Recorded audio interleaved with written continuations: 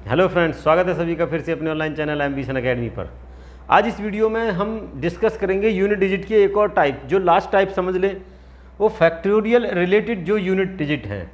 Factorial related means किसी number की जो पावर है या तो वो फैक्टोरियल में हो या फिर वो नंबर ही फैक्टोरियल में हो और उसकी कुछ भी पावर हो, तो इससे रिलेटेड क्वेश्चन बनते हैं। तो एक बार इसको समझिए। फैक्टोरियल नंबर ऑफ जीरोज में भी बताया था, फैक्टोरियल के मैंने सिंबल भी बताए थे, ये जो होते हैं। ठीक है, होता क्या है कि अगर हम बात करें 1 फैक्टोरियल, तो 1 फैक्टोरियल का मतलब होता है 1। समझना ध्यान से। अगर मैं बात करूं 2 फैक्टोरियल मतलब 2 इंटू 1 क्या हुआ 2। अगर बात करें 3 फैक्टोरियल की तो 3 इंटू 2 इंटू 1 6। अगर हम बात करते हैं 4 फैक्टोरियल की तो क्या हो जाता है 4 इंटू 3 इंटू 2 इंटू 1 मीन्स 4 × 12 दूनी 24। 5 फैक्टोरियल की अगर हम बात करते हैं तो 5 गुना 4 गुना 3 गुना 2 गुना 1 मतलब 120। अब यहाँ से समझने वाली बात है जो आपको ध्यान देना। देखो, जब किसी की पावर, अगर मैं कहता हूँ 7 है, 7 की पावर हम कह दें ये 335 फैक्टोरियल है, तो बताइए उसका यूनिट डिजिट क्या होगा। ऐसा क्वेश्चन बन जाता है। तो समझना, ध्यान देना। जो 1 है 1 फैक्टोरियल का मतलब है 1 का मतलब है ये कौन सा नंबर है आपका ऑड। 1 फैक्टोरियल के बाद 2 3 4 5 6 आगे कुछ भी हो, ये सभी उसके बाद जो नंबर बनने वाले हैं वो क्या है इवन। वो सभी क्या है इवन।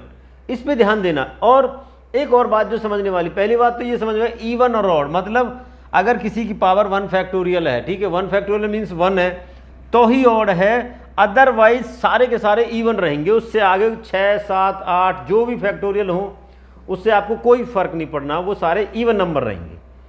और जो इवन और ऑड की है वो मैं बात इसलिए बता रहा हूं, जो 4 और 9, 4 की पावर या तो इवन होती है या फिर ऑड, जिस पे हम क्वेश्चन करते हैं सेम 9 के साथ भी इवन और ऑड होती है। आए ना समझ।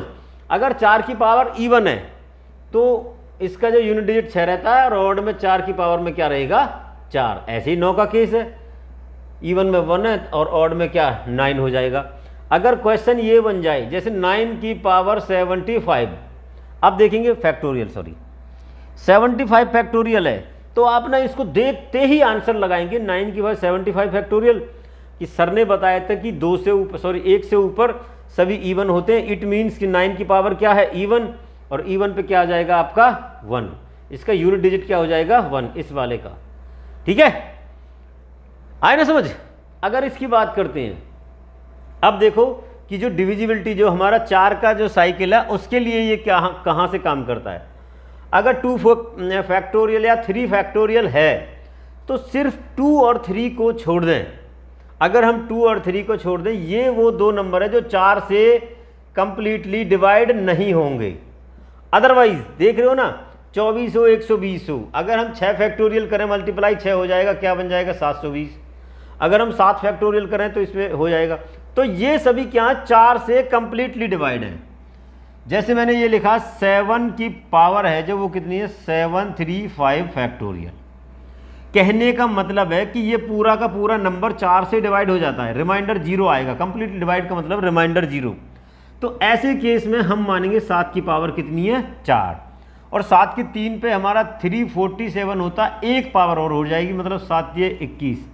उस केस में इसका यूनिट डिजिट क्या हो जाएगा हमारा 1 हो जाएगा यूनिट डिजिट। आया समझ, आ जाएगा। एक और देखिए, अगर मैं लिख दूं 2 की पावर में 961 फैक्टोरियल लिख दिया, लिख दो। हमें पता है कि जो पावर 3 से ऊपर की जितने भी नंबर हैं उन सबको हम 4 से कंप्लीटली डिवाइड करेंगे। मतलब ये नंबर 4 से डिवाइड हो जाएगा। ठीक है, अगर 4 से डिवाइड हो जाएगा, रिमाइंडर 0 आता है, तो इसकी पावर अब क्या लेंगे हम 4। इसकी पावर 4 लेने का मतलब है 2 की पावर 4 होती है 16, और तो इसका यूनिट डिजिट हो जाएगा आपका 6।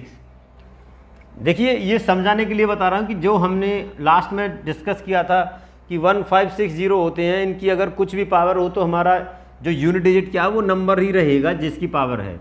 कहने का मतलब अगर इनकी पावर जो रेज टू पावर है किसी फैक्टोरियल में, मतलब 5 की पावर कहते हैं 962 फैक्टोरियल है, तो उसका यूनिट डिजिट क्या 5 ही रहेगा। अगर 6 की पावर भी कुछ हो तो 6 रहेगा। तो इनकी पावर पे फैक्टोरियल से कोई असर नहीं बनने वाला है।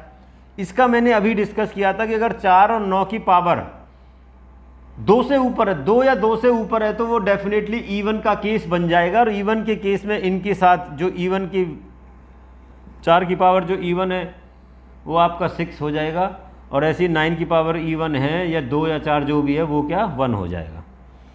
अब देखने वाली बात 2, 3, 7 की है, तो इसका मतलब यही हुआ कि 2 फैक्टोरियल और 3 फैक्टोरियल को छोड़ करके इनकी पावर अगर 2 फैक्टोरियल और 3 फैक्टोरियल तक है तो वो 4 से डिवाइड नहीं होगा। और उसको हम फिर करके देख लेते हैं। जैसे मान लो मैंने 3 ले लिया, 3 की पावर 3 फैक्टोरियल है, तो 3 की फैक्टोरियल का मतलब है 3 × 2 × 1 मीन्स 3 की पावर 6 है।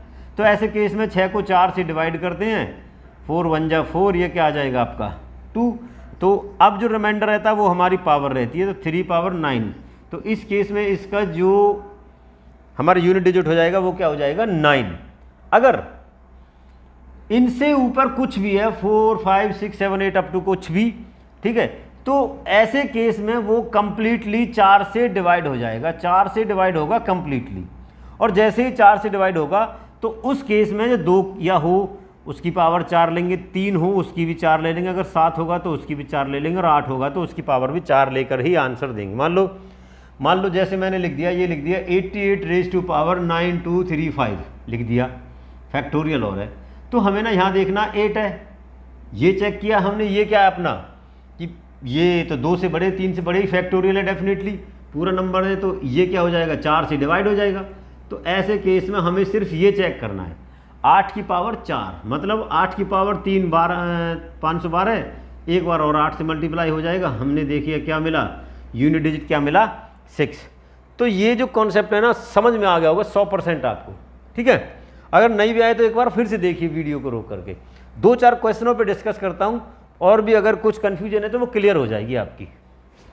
देखिए ये कुछ क्वेश्चन है, इनसे ही ना आपका सारा कुछ क्लियर हो जाएगा। इनमें करना क्या रहता है, मैंने बताया अगर किसी नंबर की फैक्टोरियल की बात करते, देखो यहाँ तक 1 रहेगा, इसका 6 हो जाएगा, यहाँ से फिर ये ये 2 रहेगा, ठीक है, ये क्या हो जाएगा 6 फिर 24। उसके बाद जो 5 फैक्टोरियल होता है ना उसका मतलब होता है 120। जैसी 120 की एंट्री होती है, 5 की एंट्री होती है इन फैक्टोरियल के केस में, अप टू 100 हो, हम मल्टीप्लाई की बात कर रहे हैं, तो लास्ट में जो यूनिट डिजिट वो 0 रह जाएगा, क्योंकि हम मार्केट में 0 आ गया है। अब वो 0 सबको 0 करता हुआ चला जाएगा, तो यूनिट डिजिट क्या रहेगी इसकी यहाँ 0। बस ये चीज़ देखनी है। अगर यही क्वेश्चन मल्टीप्लाई की जगह प्लस में हो तो इस पर ध्यान देना रहता है थोड़ा सा। जैसे ये 1 का 1 हो जाएगा, 2 का 2 रहेगा, और 3 का 6 हो जाएगा, 4 का 24 रहेगा, प्लस में 5 का 120 रहेगा। अब आगे तो बढ़ते चले जाएंगे, ये 720 हो जाएगा।